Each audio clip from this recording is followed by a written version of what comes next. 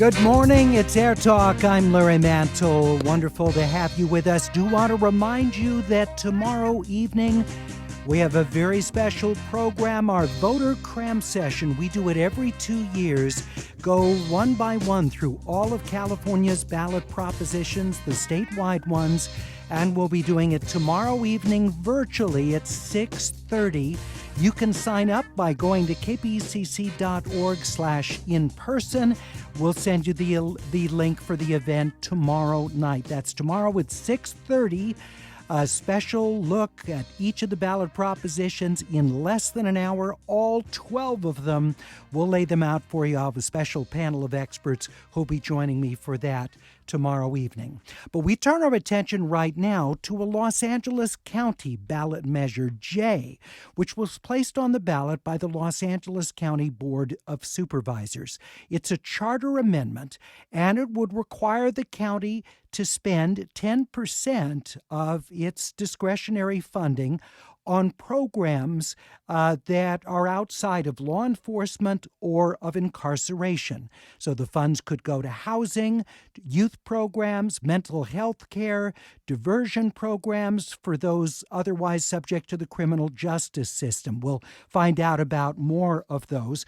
Joining us in support of Measure J is Isaac Bryan. He's Director of Public Policy for UCLA's Ralph J. Bunche Center for African American Studies, founding executive director of the UCLA Black Policy Project, which is a think tank to study policy interventions to improve the conditions of African Americans in California. He's speaking on behalf of Yes on J. Professor Bryan, thank you very much for joining us. Larry, thank you for having me. So first of all, share with us just how this would work. What sorts of county funds are we talking about here that this 10% would apply to? Right. So what we're talking about is 10% of unrestricted county revenues. So that's not the $36 billion budget that LA County has every single year. A lot of that is pre-allocated. It comes from state revenues. It comes from federal revenues. We're talking about the roughly $8 to $10 billion that the Board of Supervisors has discretionary every year to decide to allocate towards the priorities that the people of LA County have determined matters. And in this instance, we're calling for at least 10% of those revenues to go towards alternatives to incarceration and broader community investments.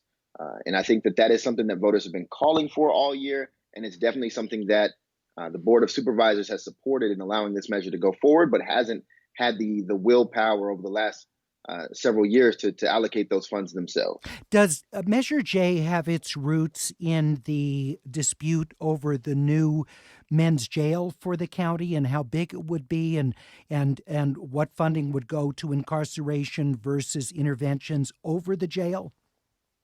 Measure J definitely comes from that entire history, right? It comes from the movement with Justice LA that ended the contract to build 2 new jail facilities. It comes from the setup of the Office of Diversion and Reentry, the Civilian Oversight Commission, and it especially comes from the setup of the Alternatives to Incarceration Work Group that was chaired by Dr. Bob Ross of the California Endowment that released their report to the county this past February. All of that work and the movement for Black lives and the need to think critically about how much money goes to our systems of harm versus our systems of care and opportunity, all of that has fueled, built, and bolstered Measure J. And it's really the policy solution and intervention for that constellation of needs. And what is the idea behind having this 10% designated for this versus the Board of Supervisors themselves on a year-by-year basis making that determination of how much money should go to law enforcement or incarceration or to community-based programs?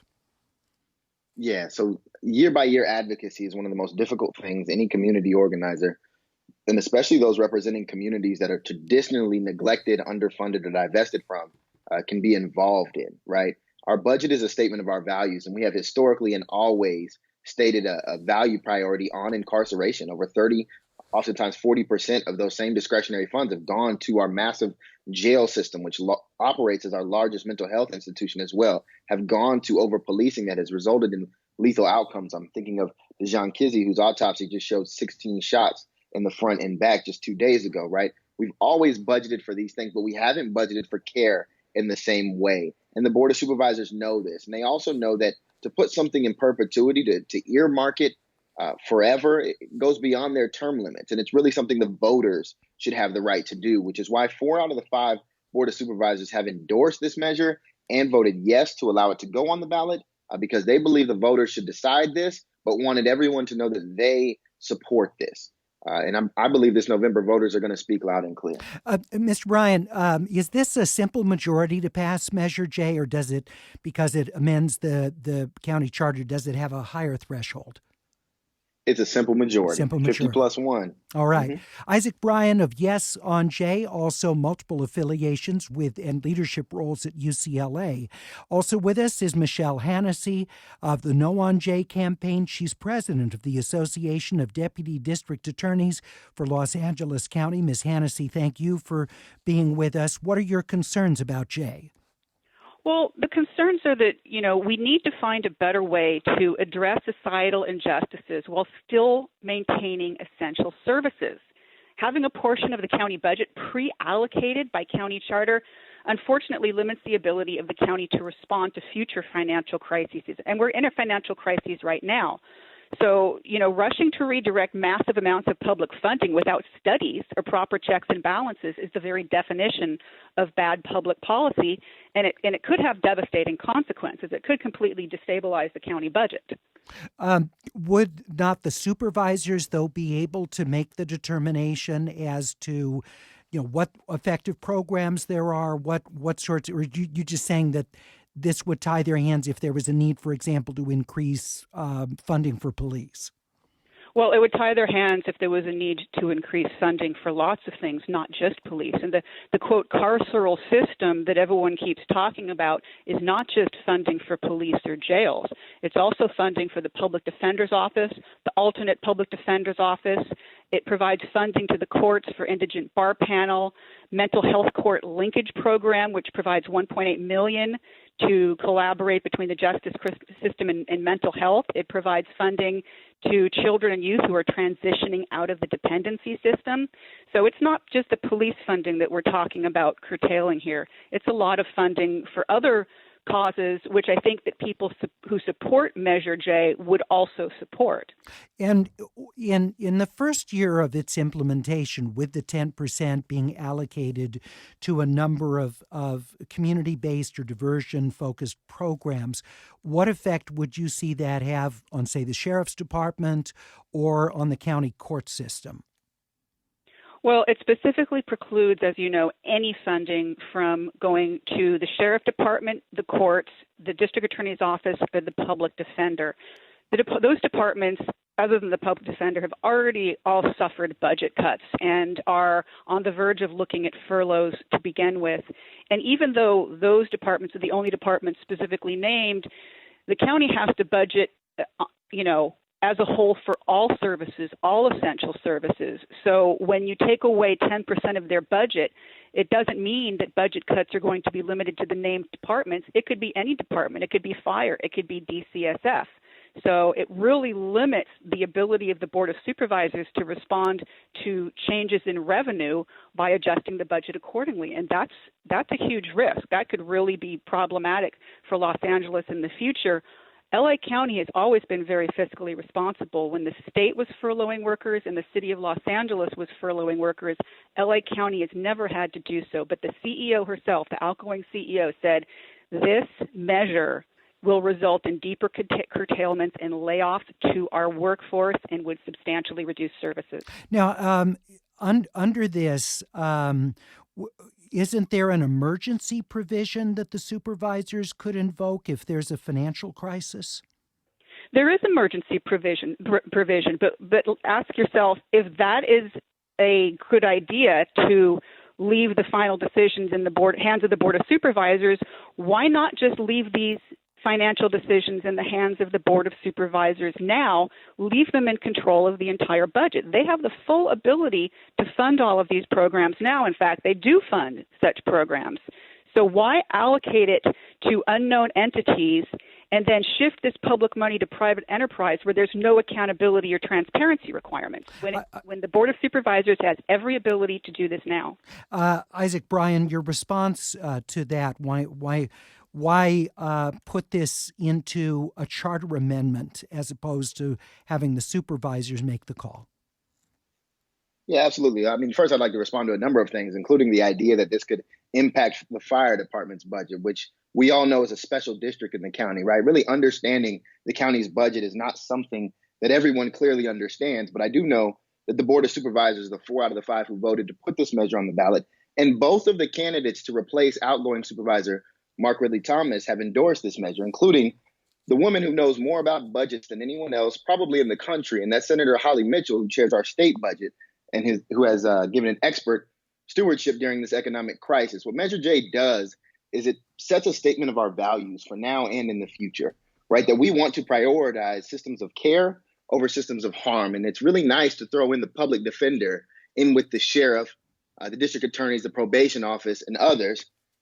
I don't know that the public defender would agree with that, but the public defender does not also run immense programming that we could house in youth development departments and other systems of care. And that's what Measure J is calling for, creating these jobs that are rooted in care, creating a framework for healing that was outlined in the Alternatives to Incarceration report that was released in February. There's a blueprint for this. And it's not money being shifted to private enterprise. It's money shifted back to the people. The people of LA County have had a need and a desire to speak to their budget priorities. And Measure J gives the people that right. It is the board abdicating their responsibility because they know that the millions of us who have marched in LA County for justice, Measure J is a measure for justice, want to speak to these issues. And that's why it's on the ballot, to prove that and to put it as a statement of our values, not just for this year, but in perpetuity. And the term limits of the Board of Supervisors are the real reason why this has to go to a county constitution and to the people, because no board wants to set the precedent for all future boards of how they have to spend their money. The people can, though, and the people will, I believe, November 3rd.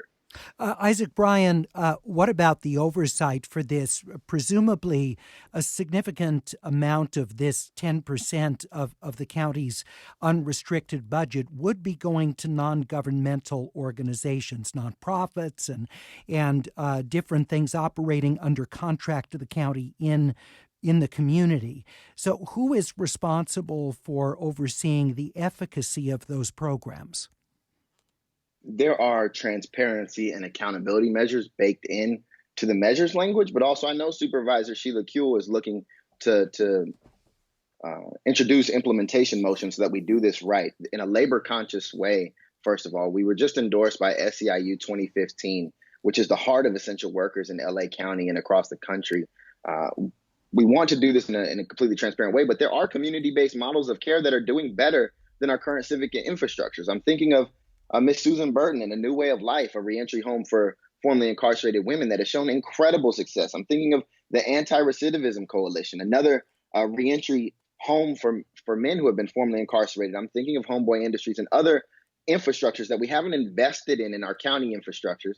Although the Office of Diversion and Reentry has also shown incredible success in their transitional housing and pathways out of the carceral system. And so there are ways to build up both outside and inside county structures. And we need to think about it in a critical and thoughtful way. But that's why those accountability tables and those measures with community input have been built into the measure and will be built out into the implementation process that's actually supposed to unfold over 3 or 4 years, so that this isn't rushed. It's thoughtful, it's intentional, it's evidence-based, and it's evaluated on an annual basis. And would it be done by outside entities? Because, of course, the fear always is that people that are politically connected end up getting many of these contracts, and then the oversight isn't as robust because of those connections. Does this call for objective outside oversight? Absolutely, and it calls for community actors as well. We often have a lot of bureaucrats and system actors who, just like you said, determine what the priority should be based on existing and standing relationships. And we don't have those who have been directly impacted by our systems of harm at the table. And this measure calls for that. We need folks who have experienced homelessness to be at the table. We need folks who have suffered from mental illness in the past and substance abuse in the past. We need folks who have been formerly incarcerated. We need young people who deserve a youth development system that really builds up their chances for opportunity instead of the current carceral system that spends $280,000 per young person per year in LA County to incarcerate a young person. We can do better. We should do better. Measure J is a pathway towards doing better. Isaac Bryan, thank you so much. Yes on J campaign, and associated with UCLA, where he directs public policy for the Ralph J. Bunche Center for African American Studies. He's the founding executive director of UCLA's Black Policy Project as well. Michele Hanisee, for No on J, president of the Association of Deputy District Attorneys for Los Angeles County. Your final argument against the passage of LA County Measure J. Well, the final argument is there is a better way. Fund these programs, but leave the Board of Supervisors in control of the budget to maintain a stable county budget and not risk essential services. All right. I want to thank you both for being with us. Michele Hanisee, Association of Deputy District Attorneys for Los Angeles County, the president of that organization. You can share your comments about LA County Measure J, which designates 10% of unrestricted county funds to go to alternatives to policing and incarceration on the AirTalk page, kpcc.org. You can also, of course, tweet at AirTalk any time of the day or evening. Coming up, we take a look at something of concern, not just for coffee drinkers, but coffee growers in Central and South America. It's what's known as coffee leaf rust, and it's a threat to a vast amount of the crop of coffee. We'll talk about what it means coming right up. You're listening to AirTalk on 89.3 KPCC. Back in 1 minute.